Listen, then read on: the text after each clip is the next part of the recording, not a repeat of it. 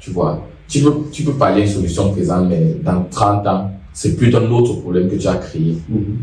Plusieurs membres de la diaspora veulent construire au Cameroun, mais sur Internet, et même en Afrique, c'est pas seulement au Cameroun, c'est une chose qui arrive un peu partout en Afrique.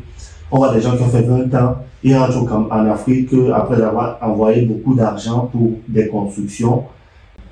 Mais ce genre de personnes, quel est le conseil que tu donnerais à un membre de la diaspora qui veut construire et qui veut éviter de se retrouver peut-être 15-20 ans après avoir dépensé beaucoup d'argent, se retrouver devant une situation où les membres de la famille, les amis ou bien les techniciens particuliers n'ont pas fait avec son argent ce qu'il attendait. Alors, j'ai toujours l'habitude de croire que, bien dit, quand tu investis ton argent, tu es un investisseur. Quand tu es un investisseur, ça veut dire que tu mets ton argent pour gagner.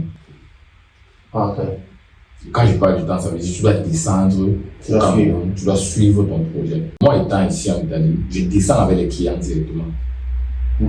Je descends avec le client pour qu'on travaille ensemble, pour qu'ils voient ce qu'on est en train de faire ensemble. Quand l'équipe avec laquelle tu travailles a déjà constaté ton absence, ils ont des tentations. Tu ne peux pas les en vouloir.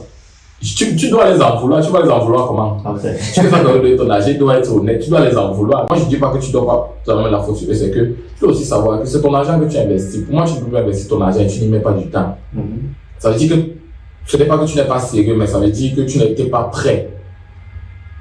Tu vois, ce n'est pas seulement une affaire d'argent, le projet immobilier. Mais le volet confiance, en fait. C'est où j'en arrive. Ce n'est pas totalement l'argent, l'immobilier. Après, maintenant, l'immobilier, c'est la confiance. C'est-à-dire que dans ton choix de ceux à qui tu donnes, tu dois pouvoir avoir des personnes de confiance avec qui tu travailles. Notre confiance, nous, on la travaille beaucoup. Et on investit beaucoup sur la confiance. Ce n'est pas l'investissement, c'est l'investissement financier. C'est là où mon transport par an pour descendre au Cameroun. Je descends parce qu'il y a une personne qui m'a confié son projet.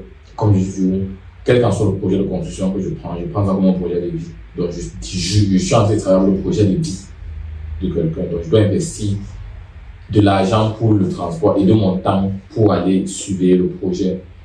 Et quand tu fais ça, le client commence à avoir confiance en toi parce qu'il croit que ça va, il a donné, toi tu vas descendre faire son travail. Mais non, moi j'insiste encore en disant qu'on doit se retrouver au chantier.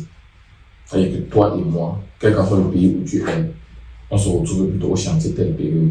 En avril l'année passée, ce qui s'est passé avec le client, elle arrive au Cameroun, 2 jours après je suis arrivé au Cameroun.